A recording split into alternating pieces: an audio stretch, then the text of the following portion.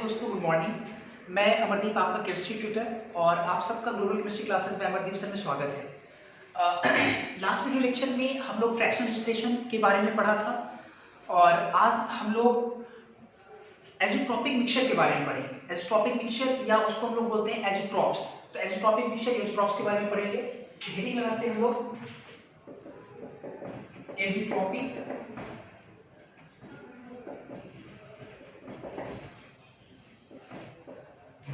Mixture,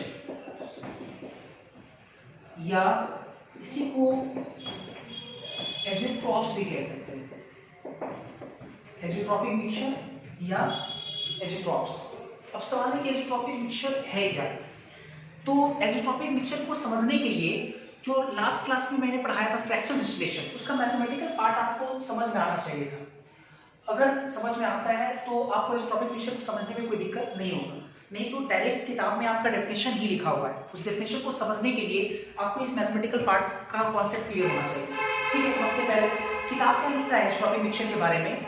किताब लिखता है एज़ोट्रॉपिक मिक्सचर के बारे में कि वैसा मिक्सचर, एज़ोट्रॉपिक मिक्सचर वैसा मिक्सचर जिस मिक्सचर में किसी कंपोनेंट का मोल फ्रैक्शन लिक्विड फेज में और वेपर फेज में आपस में बराबर हो।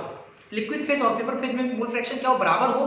तो ऐसे कंपोजिशन वाले मिक्सचर को एज़ोट्रॉपिक मिक्सचर कहेंगे। जैसे हम कहना क्या चाह रहे हैं, जैसे मान लो कि ये ए और बी का एक मिक्सचर है, ठीक है, ए और बी का, और अगर एक कंपोनेंट ए का मोल फ्रैक्शन लिक्विड फेज में x है और वेपर फेज में y, अगर ये दोनों आपस में बराबर है, दैट इज x से बराबर y या x भी बराबर y, अगर ऐसा कोई कंपोजिशन है किसी मिक्सचर का, तो ऐसे मिक्सचर को हम लोग क्या बोलेंगे, एज़ोट्रॉपिक मिक्सचर। मतलब ऐसे मिक्सचर को सेपरेट कर पाना नामुमकिन है और ऐसे मिक्सचर को लोग बोलेंगे एज़ोट्रॉपिक मिक्सचर। थोड़ा सा एक बार फिर से लाइन को सरिया के बोलते हैं एज़ोट्रॉपिक मिक्सचर के बारे में, वैसा मिक्सचर जिसमें किसी कंपोनेंट का मोल फ्रैक्शन लिक्विड फेज में और वेपर फेज में बराबर हो, तो ऐसे मिक्सचर को सेपरेट कर पाना नामुमकिन होता है और ऐसे कंपोजिशन वाले मिक्सचर को हम लोग बोलते हैं एज़ोट्रॉपिक मिक्सचर। ठीक है, ये तो मैंने अभी लाइन बोला, इसको मैं लिखा तो फिर समझाता हूं कि कैसे सेपरेट नहीं कर पाएंगे। ठीक है, देखते हैं, जरा देखेंगे। इफ है ना, इसके बारे में लिखने हैं, if mole fraction of a component in liquid phase becomes equal to in vapor phase. If mole fraction of a component in liquid phase becomes equal to in vapor phase, then it is impossible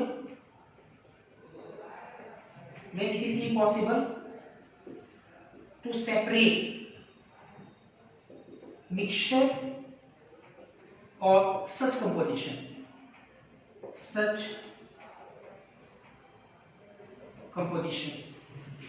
then such mixture is called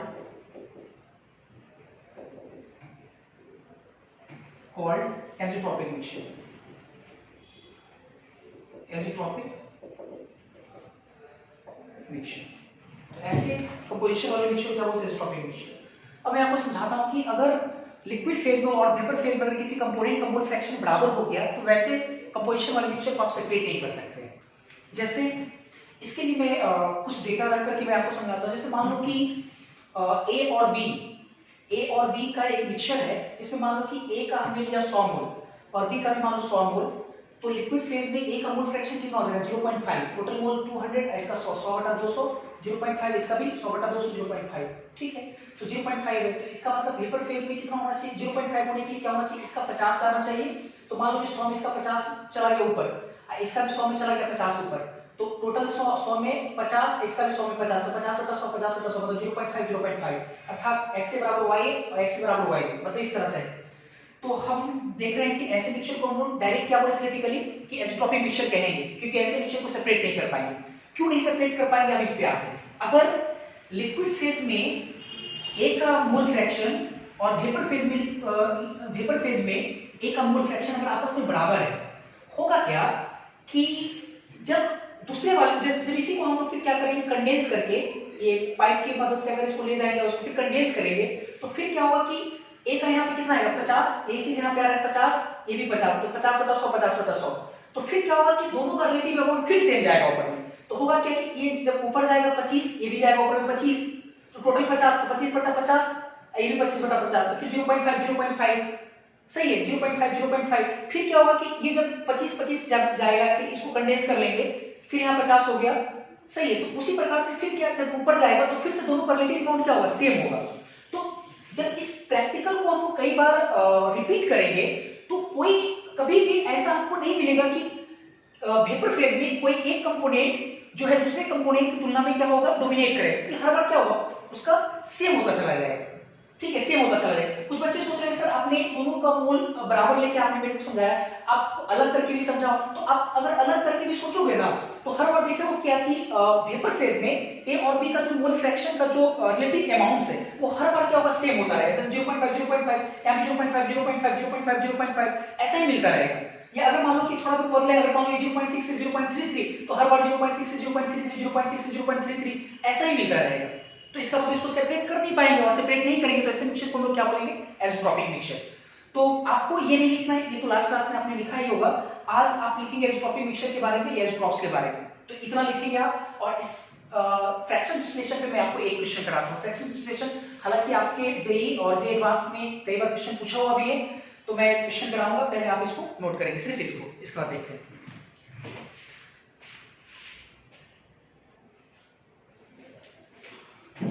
तो हमने एक question लिया है आपके assignment का, exercise 3 का question number 4 है। तो जो मैंने अभी आपको पढ़ाया फ्रैक्शन डिस्टिलेशन, उसी से रिलेटेड सवाल है। तो मैं चाहूंगा कि आप वीडियो को पॉज करके, है ना, आप क्वेश्चन को ट्राई करें, खुद से ट्राई करें, लेकिन मैं तो सॉल्व करूंगा ही, आप ट्राई करें उसको, ठीक है, ट्राई करें, ठीक है। आप लोग देखे भी होंगे कैसा बना, मतलब आप कुछ बच्चे का आंसर भी आ रहा होगा, ठीक है। और ऑप्शन यहाँ पे 4 दिया हुआ भी है, तो देखना है कि हमारा जो आंसर है वो क्या है। तो मैं सबसे पहले इस क्वेश्चन को सॉल्व करता हूँ, ठीक है। तो बच्चे देखिए कैसे आप लोग कैसे अप्रोच किए होंगे, मैं पहले बताता हूँ कि आपने पहले सबसे पहले क्वेश्चन पढ़ो। क्वेश्चन क्या लिखा हुआ है, एक mixture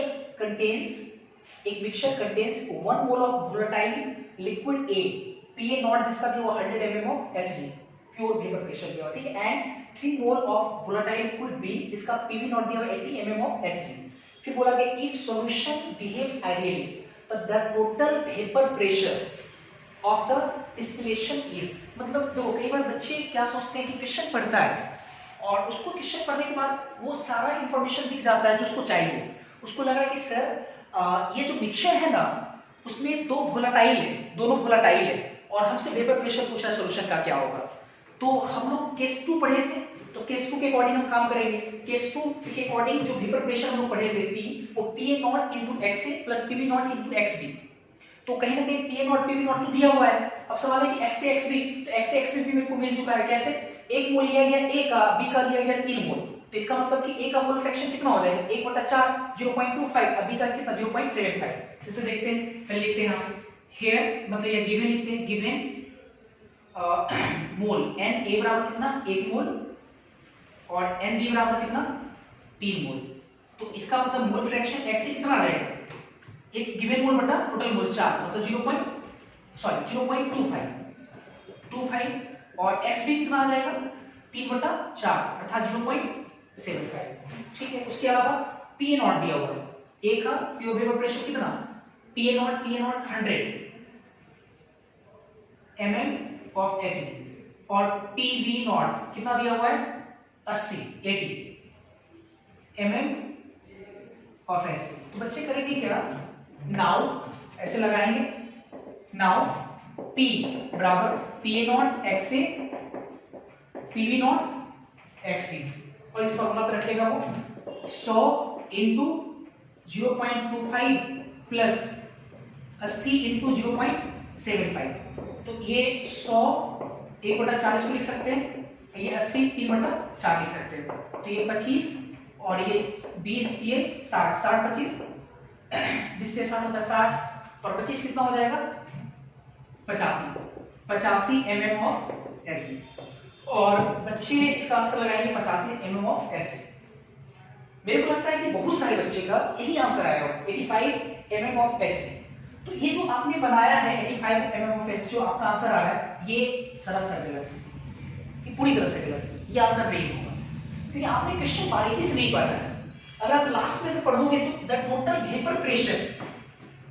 vapour pressure of the solution नहीं पूछ रहा है आपसे, ऑफ द डिस्टिलेट, मतलब कि जब आप 1 मोल वोलेटाइल लिक्विड ए का और 3 मोल वोलेटाइल लिक्विड बी के मिक्सचर को जब आप क्या किए, इवेपोरेट कर दिए, और इवेपोरेट करने के बाद जब उसको डिस्टिलेट किए, मतलब उसको जमा करके एक दूसरे कंटेनर में रख लिए, और उसके बाद जब इवेपोरेट कराए, मतलब उस लिक्विड का, मतलब जो दूसरे कंटेनर में जो लिक्विड बना उस लिक्विड के द्वारा वेपर प्रेशर कितना लग रहा है वो आपसे पूछ रहा है। तो ऑब्वियस है कहीं ना कहीं ये आपका गलत है क्योंकि आपने वेपर प्रेशर पहले वाले का निकाला है, डिस्टिलेट का थोड़ी निकाला है, तो वो आंसर सही नहीं है आपका। और ये कंपटीशन में पूछा हुआ सवाल है। देखिए इसको कैसे अप्रोच करेंगे, देखते हैं। इसके बाद करना क्या देखते हैं, सही मेथड क्या है, हमको निकालना है जब उसको डिस्टिलेट करते हैं, बढ़िया से नजर यहाँ पे, जब उसको डिस्टिलेट कर देते हैं, मतलब इवेपोरेट कराए, वेपर बना, उस वेपर को कंडेंस करके किसी दूसरे कंटेनर में जब लिक्विड बना लेते हैं, फिर जब उसके द्वारा जो वेपर बनता है और वो वेपर और लिक्विड इक्विलिब्रियम पे आकर जब प्रेशर लगाता है तो वो प्रेशर क्या होगा वो आपसे पूछ रहा है, उसको मेरे को निकालना है। ठीक है, तो देखते हैं। उसको निकालने के लिए आपको चाहिए क्या, आपको चाहिए जैसे मान लो इस प्रकार से कि ऐसा है, इसको थोड़ा सा पिक्चर वाइज में दिखाई दे रहा है। ठीक है, ये ए और बी है, और ठीक है यहाँ पे एक्स ए एक्स भी मान लेते हैं, वाई भी मान लेते हैं। जब इसको इस कंटेनर में लाएं, ठीक है, फिर उसके बाद यहाँ पे क्या हो जाएगा, x A dash x B dash, और ये y dash y B dash, और ये जब इक्विलिब्रियम पे आएगा यहाँ जो प्रेशर लगेगा ये प्रेशर निकालना है, P1 या P डैश निकालना है। तो ये P डैश अपने को निकालना है, तो P डैश निकालना है, तो P डैश बराबर कितना हो जाएगा, PA naught x A dash PB naught x B dash. और आपको पता है यहाँ पे कि एक्स ए डैश बराबर कितना है y के, और एक्स बी डैश किसके बराबर है, yb के। तो हमको कहीं ना कहीं y और yb चाहिए था, तो y और yb निकालने के लिए पहले तो आप इसको इक्वेशन फर्स्ट मान लो। तो इसका मतलब कि PA नॉट PB नॉट तो दिया हुआ है, तो एक्स ए डैश बराबर y है और एक्स बी डैश बराबर yb है, तो ऐसा करके इसकी जगह वैल्यू ही रख देते हैं। मतलब PA naught x A dash की जगह पर ya और yb, इसको इक्वेशन फर्स्ट मान लेते हैं। तो हम y और yb निकाल लेंगे तो हमारा जो डिस्टिलेट है ना, डिस्टिलेट वेपर प्रेशर निकालना जो है वो निकल जाएगा हमारा। तो y और yb निकालेंगे, y और yb कैसे निकालेंगे, नाउ y और yb कैसे निकालेंगे, y बराबर होता है PA अपॉन P, पढ़ाए होंगे डॉल्टन्स लॉ से, PA बराबर y इनटू P, सही है, इतना होगा। अब निकालते हैं जरा, तो PA कितना होगा, PA not into XA, PA not into XA, तो PA नॉट कितना है 100, XA कितना 1/4, और P कितना है, P आपका कितना हो जाएगा टोटल में 100 इनटू 1/4 प्लस P तो यही वाला रहेगा ना, P तो ये तो फिक्स है, ये y इस पर निकाल रहा है, तो 80 इनटू 3/4 अर्थात ये 25 और नीचे में आ जाएगा कितना 80, मतलब 5×40, सॉरी 5×25 और 5 एकम 5 और कितना हो जाएगा 0, 5×36, 5/16, 5/16 आ गया, y 5/16। तो इसका मतलब कि यहाँ थोड़ा सॉल्व कर लेते हैं, अगर y 5/16 आ गया तो y भी कितना आ जाएगा, एक में से घटा देंगे 16 में से, सॉरी एक में से 5/16 में घटाएंगे, 16 11/16, ये 11/16 आ जाएगा। नाउ फ्रॉम इक्वेशन फर्स्ट ले लेते हैं, फ्रॉम इक्वेशन फर्स्ट है, तो फ्रॉम इक्वेशन फर्स्ट लेंगे तो P डैश हमको ये निकालना distillate vapour pressure, PA not यानी 100 इनटू y कितना निकालें 5/16 प्लस PB नॉट मतलब 80 इनटू 11/16। इसको सॉल्व करते हैं जरा, सॉल्व करेंगे तो 16 तो नीचे एलसीएम हो जाएगा, ये 500 और 11 के 88, 88, ठीक है 88 हो जाएगा। तो अगर 88 हो गया तो 880, 880 या 500 कितना हो जाएगा? 880 और 500, 8 5 कितना होता है? 13, मतलब 1380 बटा नीचे में 16। अब इसको थोड़ा काटते हैं तो 138 है, तो 16 अठे मेरे को लगता है डिवीजन देने की जरूरत है यहाँ पे। 16 और 1380, तो 8 बार में 8 6 48 के 8 हासिल 4, 8 और 4 12, 128 लग जाएगा। 0 1 0 10, एक 0 और बैठा दिए, 16 25 80, 16 से 96, सॉरी 16 से 96, 6 बार में 96 लगेगा, 4 आएगा, 4 ले दशमलव लगा के 0 बैठा सकते हैं, और 16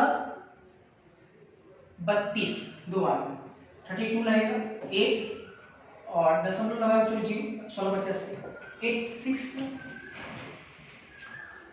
86 सॉरी गड़बड़ है थोड़ा सा, पूछ जाओ। ये 11 88 हो गया, 880 और ये कितना है? 500। 16 में से एक मिनट, 16 में से कितना गया? एक मिनट से ठीक है, 16 ठीक है, सही है। 16 25 80, 25 25 ठीक तो है। अच्छा ये कितना? 500 और ये वाला 880, 8 5 13, 1380, 1380 बटा 16, 1380 बटा 16, 16 है तो 16 बार में 16 रखें 128, तो 28 अगर है तो 0, ये 0 आ गया, 3 हो गया 1 0, 100 हो गया, 16 6 96, 16 25 16 6 96, 16 6 96 बार में 86 तो आंसर नहीं है। एक सेकंड, कुछ प्रॉब्लम, थोड़ा सा मिस्टेक है, थोड़ा मिस्टेक यहीं पे है, एक पता चलिए तो सही है। यहाँ से 180 यहीं पे गड़बड़ है, ये बता ये कितना हो जाएगा? 25, ठीक है यहाँ पे, और ये कितना आया था? 80, सॉरी 80 नहीं 85, यही गड़बड़। ये आपका इसको सॉल्व करने पे ये आपका 25, ये आपका कितना आएगा? 85 आएगा, 85, और इसको काटेंगे तो 5 के पहाड़ में ये 5 बन 25, और ये 5 के पहाड़ में कितना बन? 5 एकदम 5, और 35 से 5 से 35, यानी 5 बटा 17 आएगा, सॉरी 5 बटा 17, ये वाला 5 बटा 17, ये 17, अगर ये 5 बटा 17 आएगा तो एक में से घटा देंगे इसमें से 5 बटा 17, तो 17 में से 5 किया तो 12, 12 बटा 17, ये 12 बटा 17 हो जाएगा। थोड़ा सा कैलकुलेशन मिस्टेक है, ये 5 बटा 17 हो जाएगा ये, और ये 12 बटा 17, नीचे में 17 आ जाएगा 17, और इसको गुणा करेंगे तो 500 और 12 के 96, 12 के 96 तो 960, ये 500 तो कितना हो जाएगा? 1400, 9 5 14, 1460, और 1460 को 17 से डिवीजन देंगे तो कितना आएगा? 1460। तो एक बार तो लगेगा नहीं, तो 8 बार लगाते हैं, 8 17 को 8 पे, तो 8 7 56 के 6, यहाँ से 5 8 5 13, ठीक है, तो 0 ये 1 10 0 17 25 85, नहीं तो 17 कितना हो जाएगा? 102 आ जाएगा ना, 17 25 85, 85 लगाएंगे 15 आएगा, दशमलव बैठा के 0 लगाए 150 है, 150 है तो कितना लगाएंगे? 8 बार लगाते हैं, 8 बार में 136 अभी देखे है ना, तो 8 बार में 136, फिर कितना आ जाएगा? 10 में 6 गया 4, और ये 1, फिर 1 से 0 बैठा देंगे 40 है, 136, फिर 8 बार में 85.88, तो ये 85.88, ये आंसर होगा, मतलब आपका आंसर ये आएगा, ये सही है, ये आंसर गलत है, ये आपका सही आंसर है। इस तरह से हम लोग क्वेश्चन को अप्रोच करेंगे, ये गलत तरीका है, ऐसे क्वेश्चन को अप्रोच करेंगे, क्लियर है। इसके बाद फिर देखते हैं जो लास्ट क्लास में मैंने आपको 1 से लेकर के 16 तक दिया था, उसी क्वेश्चन को फिर मैं यहाँ पे और सॉल्व करता हूँ, ठीक है, इसको पहले नोट करें।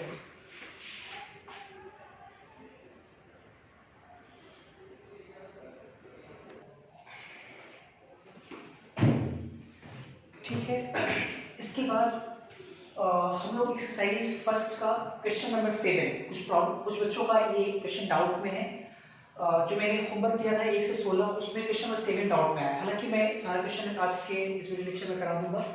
तो क्वेश्चन नंबर 7 क्या है? वो सामने बोर्ड पे लिखा हुआ है, पहले मैं एक बार पढ़ लेता हूँ। देखो what is the composition, composition पूछ रहा है, मात्रा पूछ रहा है, कंपोजिशन ऑफ द वेपर, ठीक है। मतलब ये कि वेपर में कंपोजिशन, वेपर में कंपोजिशन क्या होता है, मोल फ्रैक्शन, YYB, ये चीज होगा ना YYB। अच्छा, which is in equilibrium at 30 degree Celsius with A benzene टॉलिन solution, मतलब जब बेंजीन टॉलिन का जो सॉल्यूशन होगा जब वो इक्विलिब्रियम पे हो तो वेपर में, है ना, वेपर में उसका कंपोजिशन बताइए क्या होगा। कंपोजिशन मतलब रिलेटिव अमाउंट, मात्रा मतलब मोल फ्रैक्शन, YYB, ठीक है।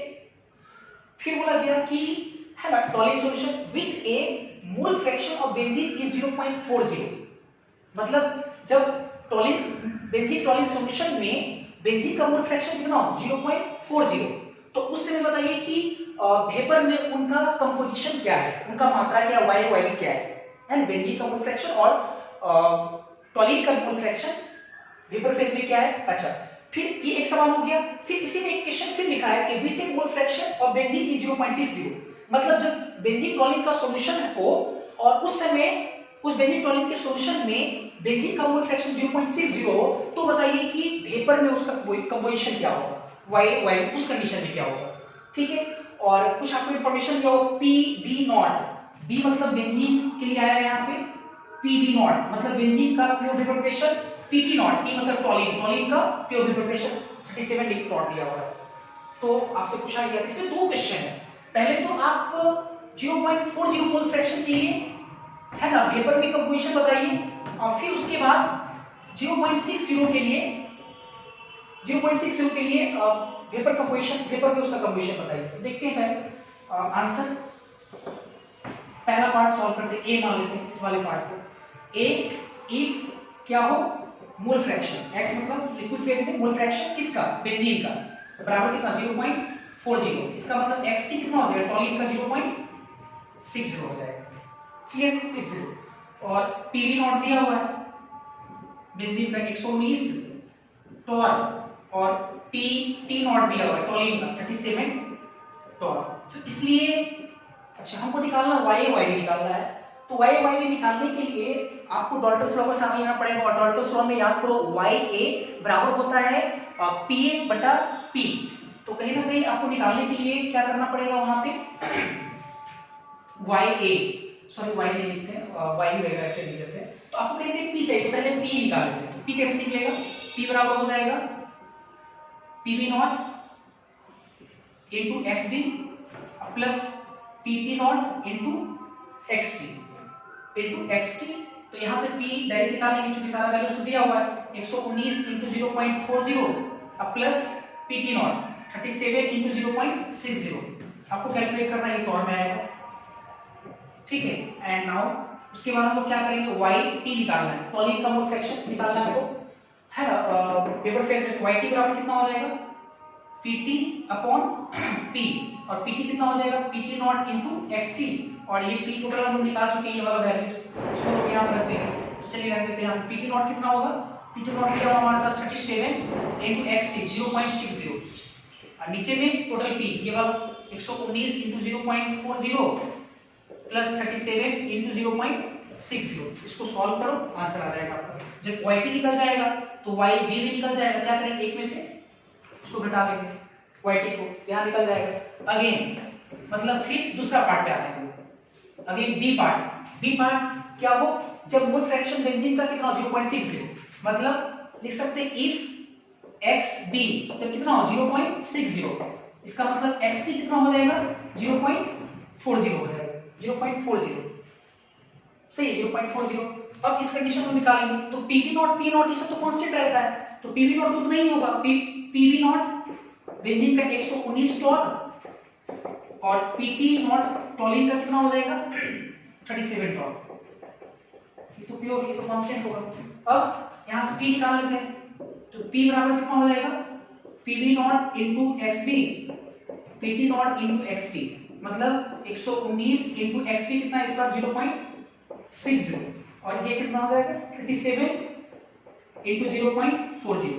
नाउ उसके बाद हम लोग को निकालना है Y इस कंडीशन में, तो YT निकालेंगे, YT कितना हो जाएगा, YT बराबर हम लोग लिख सकते हैं PT अपॉन P, PT लिख सकते हैं PT0 इंटू एक्स टी बटा कितना पी, और पीटी नॉट आपका कितना दिया हुआ है 37 इंटू 0.40 एक्स टी, नीचे में पी ये जो निकाले यहाँ पे 119 इंटू 0.60 37 इंटू 0.40।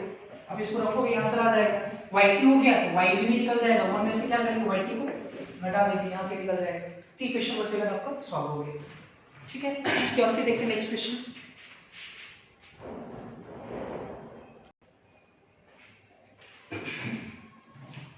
इसके बाद हम लोग देखेंगे एक्सरसाइज फर्स्ट का ही क्वेश्चन नंबर 1 और क्वेश्चन नंबर 2। मैंने एक्सरसाइज फर्स्ट का 3, 5, 7 और 12 4 क्वेश्चन बना दिए हैं। अभी 2 क्वेश्चन और देखते हैं। तो पहला क्वेश्चन क्या लिखा हुआ है, at 25 degree Celsius the vapour pressure of methyl alcohol is 96 torr. मतलब जब प्योर मिथाइल अल्कोहल है तो उस समय मिथाइल अल्कोहल का वेपर प्रेशर कितना दिया हुआ है 96 टॉर दिया हुआ है। तो आपसे बोल रहे हैं कि what is the mole fraction of methyl alcohol CH3OH in A solution, एक सॉल्यूशन में in which the partial vapor pressure of methyl alcohol is 23 Tor.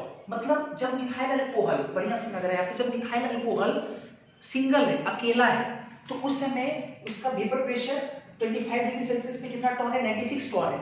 जब उसी मिथाइल अल्कोहल को किसी के साथ मिलाकर के एक सॉल्यूशन तैयार किया गया, लिखा हुआ कि तो उसका बताइए मोल फ्रैक्शन कितना होगा मिथाइल अल्कोहल का।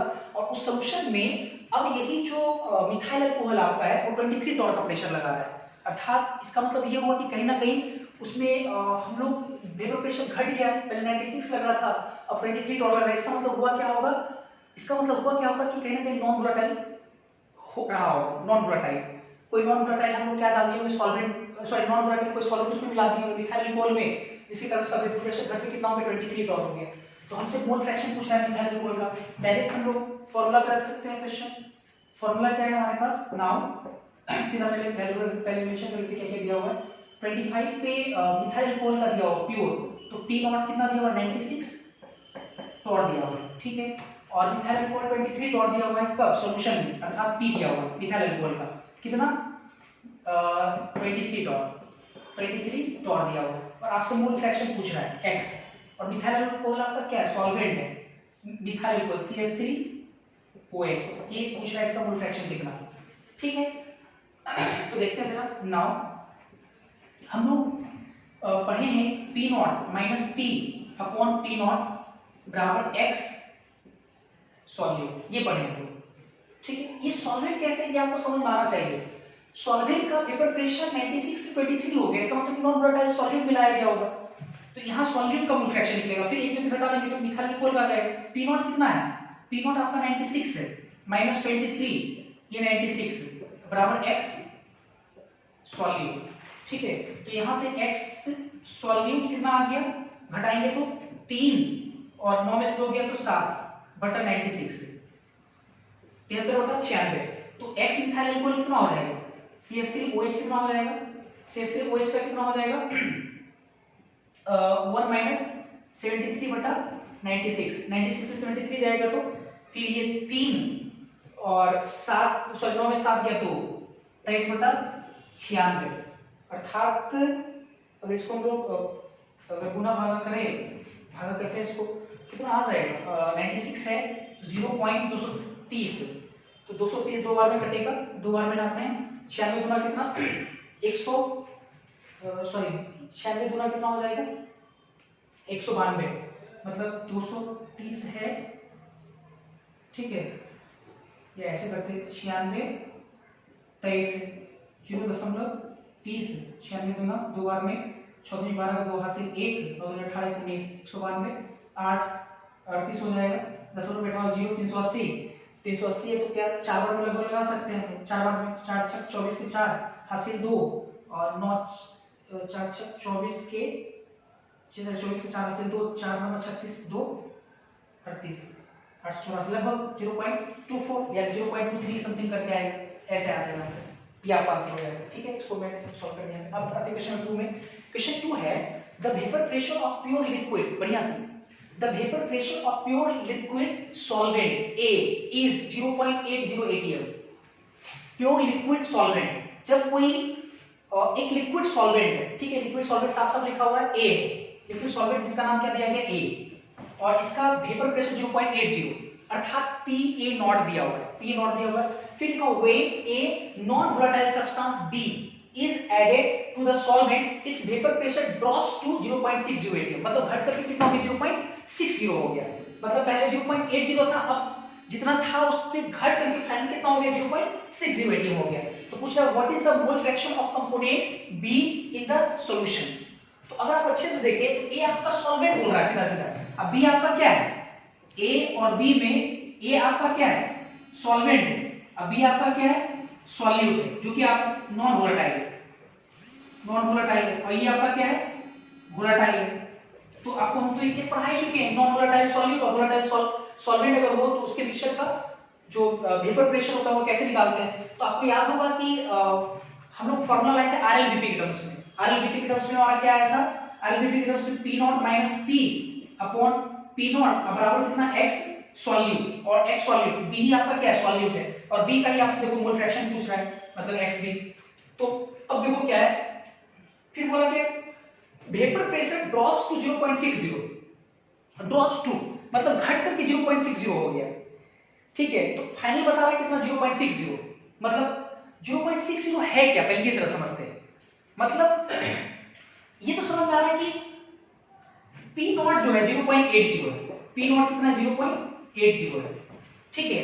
जब हम नॉन वोलेटाइल सॉल्वेंट को जब डाले, सब्सटेंस B को जब ऐड किए, तो द सॉल्वेंट ठीक है इस वेपर प्रेशर ड्रॉप्स टू 0.60, मतलब ड्रॉप्स मतलब क्या होता है घटना, तो घट करके 0.60 हो गया, मतलब पहले 0.80 था लेकिन अब 0.60 हो गया, अर्थात आप बोल सकते हो 0.60 किसका है, P का है, सॉल्यूशन का है कि P0 माइनस P का है, आपको ये सोचना है।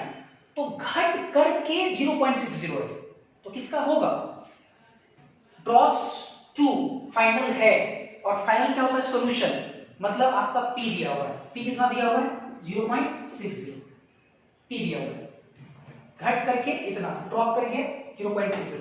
अब लिखते हैं जरा P0 0.80 माइनस 0.60 डिवाइडेड बाय 0.80 बराबर xB, जो कि निकालना है आपको, xB बराबर कितना हो जाएगा, इसको घटाएंगे 0.20 और ये 0.80 अर्थात 1/4 मतलब 0.25। आप लोग आंसर निकाल रहे हैं, पिछले आंसर दिया रहेगा असाइनमेंट पे, इस तरह से लोग बना लेंगे, ठीक है। इसको आप लोग नोट करें पहले।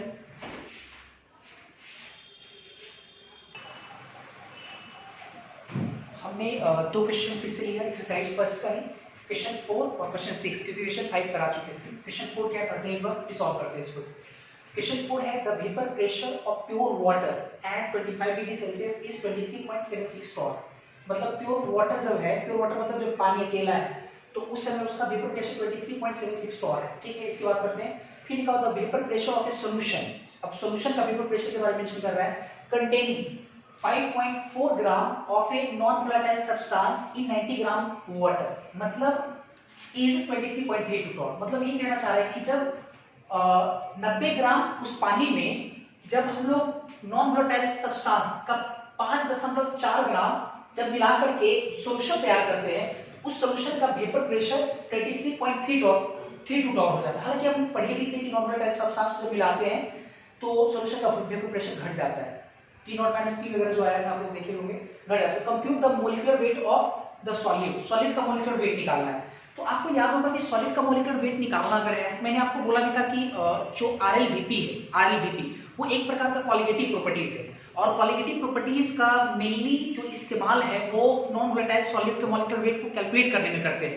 तो उसके लिए मैंने आपको बोला कि अगर आपको कैलकुलेशन से बचना है तो आप P0 minus P upon P0 बराबर x सॉलिड मत लगाइए, क्योंकि उसके एडिशन में आपका कैलकुलेशन जो है वो कॉम्प्लेक्स हो जाएगा।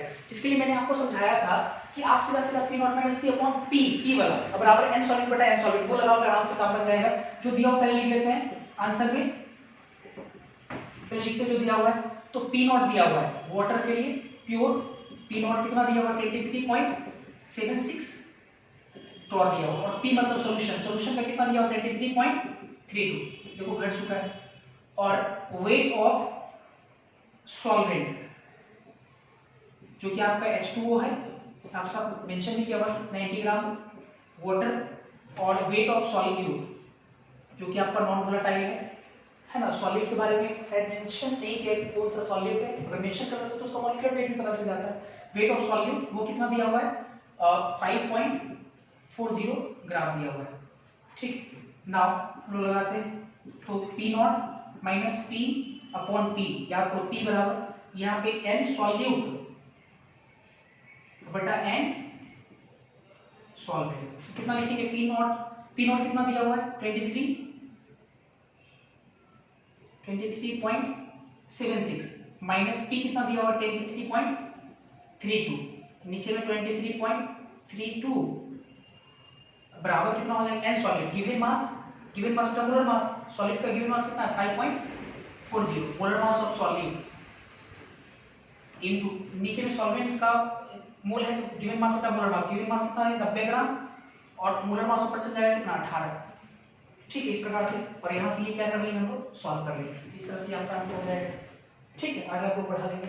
इसके बाद आते हैं नेक्स्ट क्वेश्चन है आपका, कैलकुलेट द नेक्स्ट क्वेश्चन है calculate the mole fraction of toluene in the vapour phase. बढ़िया क्वेश्चन पढ़ना है, वेपर फेज में टॉलीन का मोल फ्रैक्शन पूछ रहा है वेपर फेज में। Which is equilibrium with a solution of benzene and toluene having a mole fraction of toluene is 0.50. The vapor pressure of pure benzene is 119 torr और vapor that of toluene is 37 torr।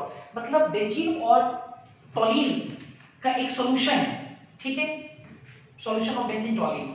ठीक है, benzene का pure vapour pressure 119 दिया हुआ है और टॉलीन का 37 दिया हुआ है। ये तो समझ में आ गया हमको कि बेंजीन और टॉलीन दोनों का दोनों क्या वोलेटाइल है, ये समझ में आ गया। और दोनों का दोनों अगर वोलेटाइल है तो आपको केस याद होगा बाइनरी लिक्विड सॉल्यूशन जिसमें सॉलिड सॉल्वेंट दोनों का दोनों क्या वोलेटाइल है, तो उस वो वाला केस इसमें लगेगा। अच्छा, अब आते हैं जरा, फिर आपसे बोला गया कि मोल फ्रैक्शन टॉलीन का कितना 0.50 है सॉल्यूशन में, with a solution of benzene toluene having a mole fraction of toluene 0.50, अर्थात बेंजीन का भी 0.50 हो जाएगा क्योंकि घटा देंगे। तो आपसे पूछ रहा है वेपर फेज में टॉलीन का मोल फ्रैक्शन कितना होगा, मतलब YT या YB ऐसे करते हैं।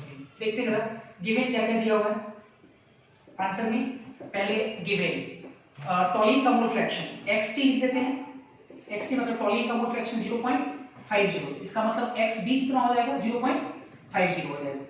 PT नॉट टॉलीन का वेपर प्रेशर, टॉलीन 37 दिया हुआ है 37, और P नॉट B बेंजीन का कितना दिया हुआ है 119 टॉर दिया हुआ है, 119 टॉर दिया हुआ है।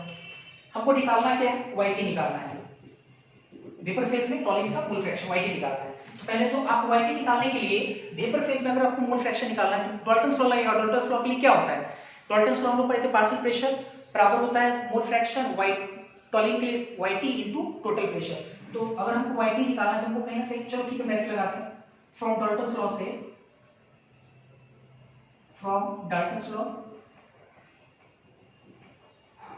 सीधा सीधा YT बराबर कितना PT अपॉन P, T मतलब टॉलीन का कितना हो जाएगा PT नॉट इनटू कितना XT, P कितना हो जाएगा टोटल वेपर प्रेशर कितना हो जाएगा, हम लोग लिख सकते हैं PT not XT plus PV not into XB, कितना हो जाएगा।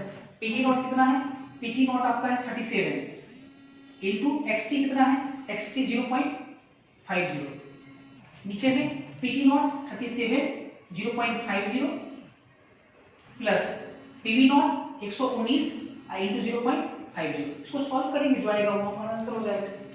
क्लियर है, इक्लाइन आंसर कर। ठीक है, इसके बाद फिर देखते हैं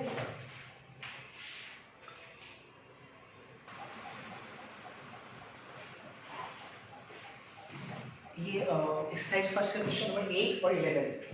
क्वेश्चन 8 क्या है पढ़ते हैं। लिखा हुआ at 90 degree Celsius temperature the vapour pressure of toluene is 400 torr. ठीक है, टॉलीन का वेपर प्रेशर दिया हुआ 400 torr and that of orthoxylene, एक ऑर्थोजाइलिन नाम का कंपाउंड है, ऑर्थोजाइलिन इज 150 टॉर। तो what is the composition of liquid mixture that boils at 90 degree Celsius when the pressure is 0.5 atm, 0.5 atm।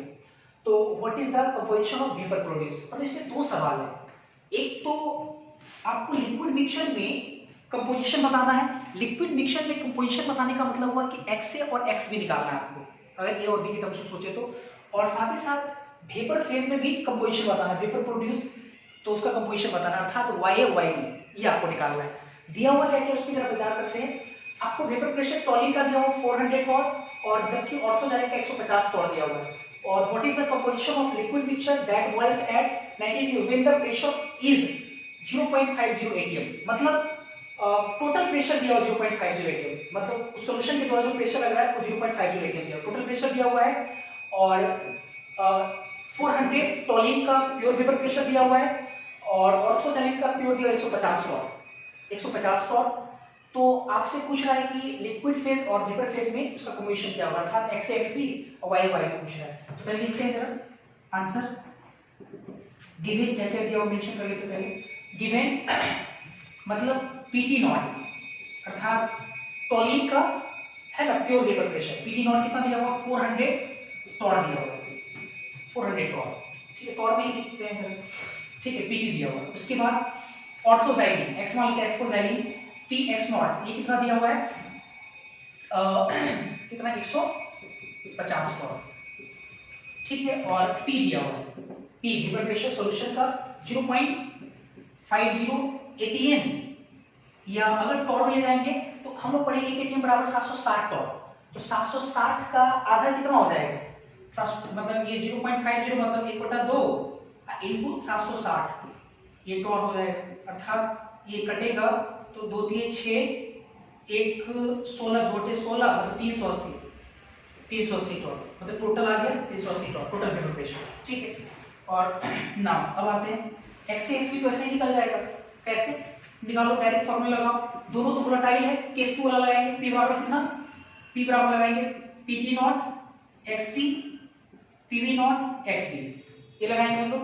अच्छा अब यहाँ पे वैल्यूज रखते हैं जरा, p कितना दिया हुआ है 380 बराबर pt नॉट दिया हुआ 400 xt रहने देते हैं यहाँ पे, प्लस pv नॉट की जगह पे pv नॉट कितना है, सॉरी pb की जगह पे सॉरी x कर लेते हैं, x मतलब जाइलिन, ठीक है, जाइलिन, तो जाइलिन का कितना हो जाएगा 150 और px को हम चाहे तो सॉरी x मतलब मोल फ्रैक्शन x का जाइलिन का क्या कर सकते हैं 1 माइनस xt भी तो लिख सकते हैं, देखो यहाँ से कितना आ जाएगा 380, इसको जब गुना करेंगे इसमें तो 400 xt 150 माइनस 150 xt, दोनों को अगर एक साथ लाएंगे 400 में 150 घटेगा तो कितना होगा 250 xt प्लस 150, तो यहाँ से xt निकालेंगे तो xt कितना आ जाएगा जाइलिन का सॉरी जाइलिन टॉलिन का, तो ये 150 इधर चला जाएगा, 150 इधर घटा देंगे कितना हो जाएगा 150 अगर घटेगा तो 0 8 में 5 गया 3 और 2 230 ही होगा ना 230, ठीक है 230 हो जाएगा, 200 ये 30 और नीचे से ये कितना जाएगा 250 चला जाएगा, अर्थात कितना 23/25 हो जाएगा। और x कितना हो जाएगा जाइलिन का, एक में से घटा देंगे तो 2/25 आ जाएगा, ये आपका आंसर हो जाएगा ए पार्ट, क्योंकि ये पहला आंसर हो गया लिक्विड फेज में, लिक्विड फेज में ये कंपोजिशन निकाल दिए, अब हमको निकालना वेपर फेज में, तो अगेन फिर इन वेपर फेज में हमको निकालना कंपोजिशन, तो वेपर फेज में कंपोजिशन निकालने के लिए आपको क्या करना पड़ेगा डॉल्टन्स लॉ लगाना पड़ेगा, तो yt निकालते हैं, तो yt बराबर कितना होगा, yt बराबर लगाएंगे तो yt बराबर होगा pt अपॉन p, pt कितना है लिख देते हैं आपको, pt होगा pt not into xt divided by p कितना p, तो ठीक है p रखते हैं क्योंकि p डायरेक्ट दिया हुआ है, अब देखो निकालते हैं pt नॉट कितना, pt नॉट 400 और xt कितना निकालेंगे हम लोग, xt निकालेंगे 23/25 डिवाइडेड बाय p आपको पता है कितना 380, तो देखो ये आपका yt आ गया, और y अगर x निकालना है जाइलिन का निकालना है तो 1 माइनस y2 कर दो, आराम से आ जाएगा, सही है, ऐसे करके पहला पढ़ लिया। अच्छा इसमें आते हैं आप क्वेश्चन में ये दे रहे हैं, क्वेश्चन 11 में बोल रहा है कि what weight of non volatile solute, ठीक है, urea needs to be dissolved in 100 gram of H2O in order to decrease the vapor pressure of H2 by 25%, और what is the molality of solution, मतलब इसमें दो सवाल इसमें भी है आपसे। देखो बोला क्या गया कि यूरिया जो कि नॉन वोलेटाइल सॉल्यूट है, ठीक है, उसका कितना वजन की मतलब जरूरत होगा, needs to be dissolved in 100 gram of water, मतलब 100 ग्राम पानी में नॉन वोलेटाइल सॉल्यूट यूरिया का कितना वजन का हमको जरूरत पड़ेगा ताकि in order to decrease the vapour pressure of water by 25%, मतलब जितना वेपर प्रेशर होगा ना किसका, सॉल्वेंट का अर्थात वाटर का, उसका 25% को घटा दे। तो उसके 25% को घटाने के लिए नॉन वोलेटाइल सॉल्यूट का कितना वजन होना चाहिए। और फिर उसके अलावा एक क्वेश्चन फिर है कि what will be the molality of solution. तो पहले इसे समझते हैं। देखो मान लो कि सॉल्वेंट का वेपर प्रेशर कुछ है, ठीक है, बढ़िया सीखना जरा यहाँ पे। एक बार फिर से क्वेश्चन में रिपीट कर दे रहा हूं क्या कहना चाह रहा है। कहना ये चाह रहा है कि वाटर आपका वोलेटाइल है, ठीक है, जानते हैं हम लोग।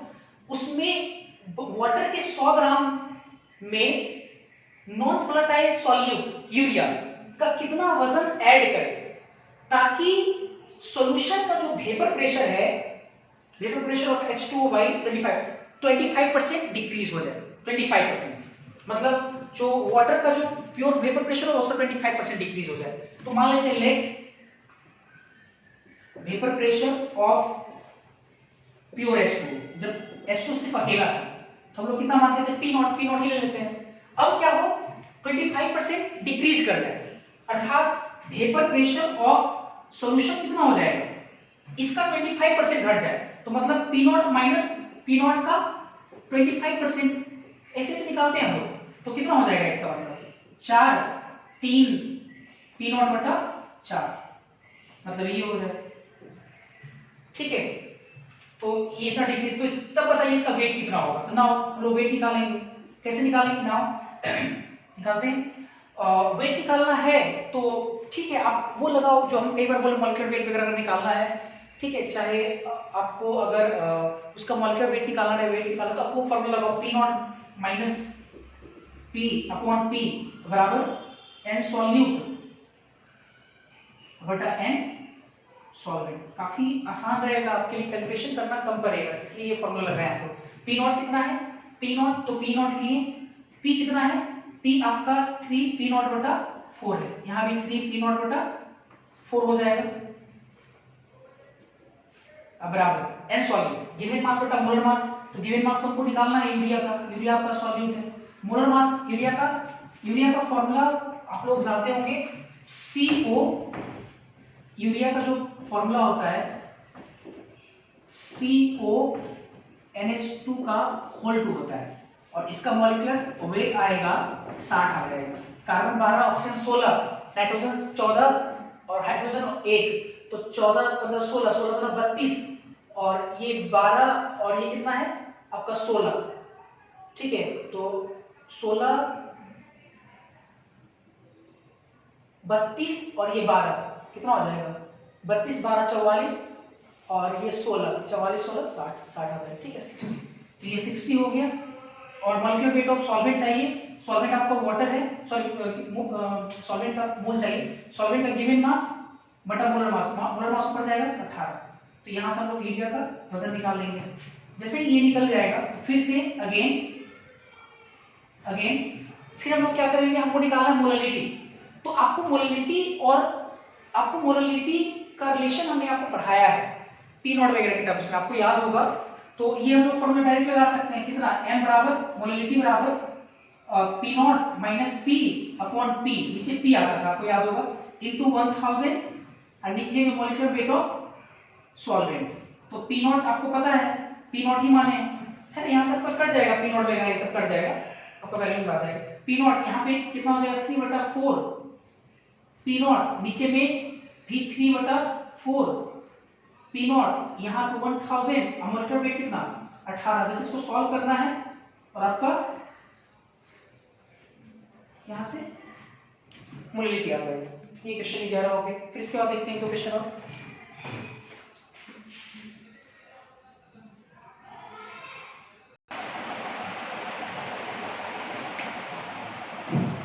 इसके बाद दो क्वेश्चन और देख लेते हैं, क्वेश्चन 9 और क्वेश्चन 13। तो यहाँ तक कराने के बाद आपका 1 से लेकर टोटल 13 तक हमने क्वेश्चन करा दिया। 14 15 16 वो कभी देख लेंगे, अगर नहीं बनेगा तो मैं एक बार उसको भी कर दूंगा, ठीक है। तो क्वेश्चन 9 देखते हैं। क्वेश्चन 9 है, दो लिक्विड लिखा हुआ है, 2 liquid A and B form an ideal solution at temperature T।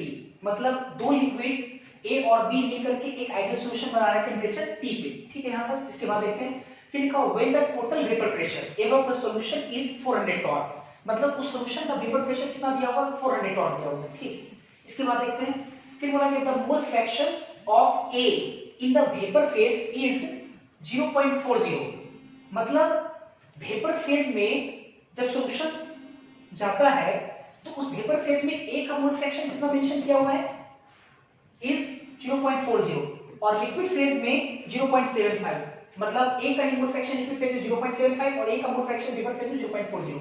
तो what is the vapour pressure of pure A and pure B at the same temperature T.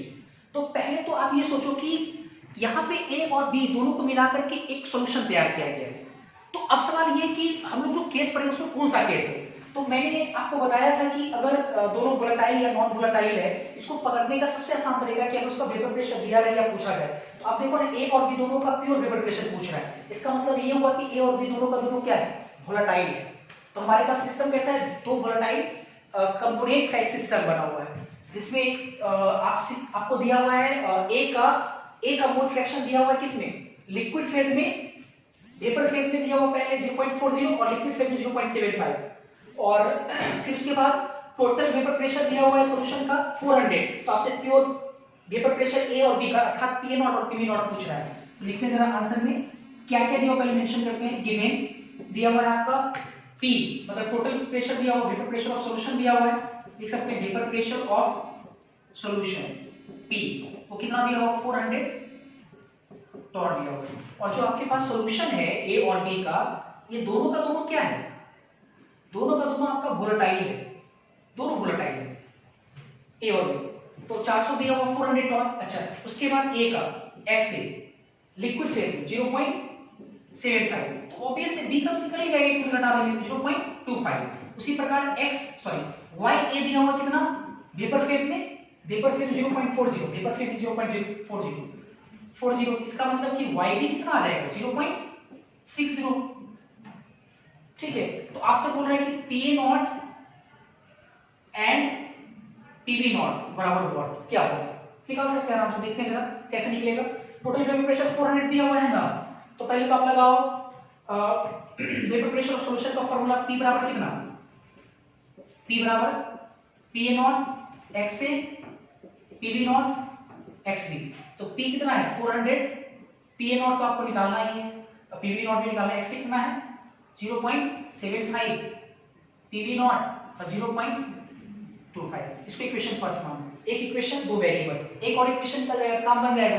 अब वेपर फेज में mole fraction दिया हुआ है, तो याद करो हम लोग वेपर फेज में भी प्रेशर का, टोटल प्रेशर का इक्वेशन पढ़े थे, डॉल्टन्स लॉ को कंबाइन करके जब पढ़ाए थे, तो वो आया था 1/P, आपको याद होगा YA/PA not plus YB/PV not. तो ये लगा सकते हैं, इसमें देखते लगाते हैं 1/P अर्थात 1/400 बराबर y कितना है 0.40, ये PA नॉट प्लस 0.60 ये PV नॉट। इसको इक्वेशन 2 मानो, इक्वेशन फर्स्ट और इक्वेशन 2, अब दोनों को ऑपरेट करोगे है ना, equation with two variable 10th class, तो ऑब्वियसली P और PV नॉट आ जाएगा। ठीक है, from equation first and second से आपका PA नॉट भी आ जाएगा और PV नॉट भी यहां से निकल कर चला जाएगा। ऐसे करके वो बना लेंगे, हम फ्रेम बता दिया आपको, सॉल्व कर लेंगे इसको। 13 देखिएगा लास्ट क्वेश्चन, 13 है आपका the vapour pressure of pure benzene, बढ़िया से नजर है यहाँ पे, vapour pressure of pure benzene at 25 degree Celsius is 639.7 mm of Hg।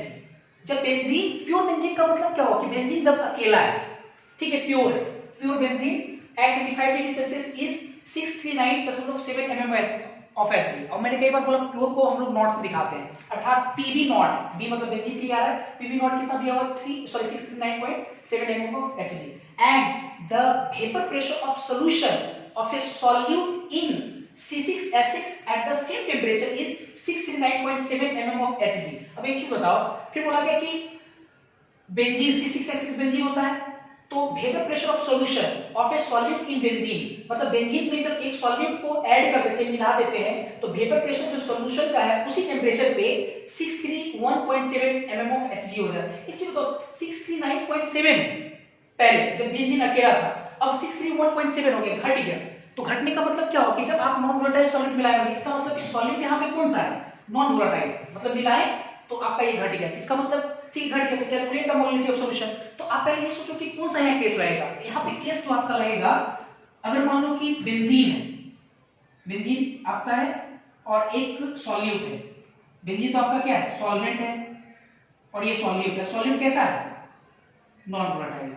तो आपका केस कौन सा हो गया, फर्स्ट वाला केस। ठीक है, फर्स्ट वाला केस हमको निकालना मोलरिटी। तो आपको याद होगा फर्स्ट वाला केस में हम मोलरिटी का रिलेशन पढ़ाए थे, आपको याद होगा। डायरेक्ट मोलरिटी हम लिखते हैं पहले तो जो दिया उसको लिखते हैं, given P not be, benzene का दिया हुआ कितना, पी नॉट लिखते हैं सिर्फ 639.7 दिया हुआ है mm ऑफ Hg, और P सॉल्यूशन का P कितना दिया हुआ है 631.7 mm ऑफ Hg, और इतना दिया हुआ है। और आपसे पूछ रहे हैं मोलरिटी, तो मोलरिटी का इक्वेशन पढ़ाए थे, स्मॉल m बराबर कितना P नॉट माइनस P, नीचे में यहाँ P था, into 1000 divided by molecular mass of solvent.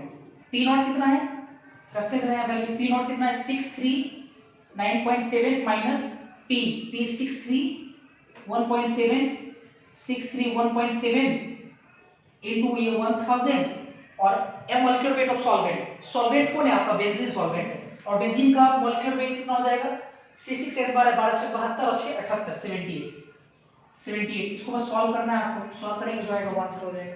तो आज यहीं तक रहने देते हैं, और फिर अगले क्लास में देखेंगे हम लोग नेट सीरीज के साथ, और अगर कुछ क्वेश्चन में प्रॉब्लम है तो उसको हम लोग अगली क्लास में डील करेंगे। ठीक, थैंक यू।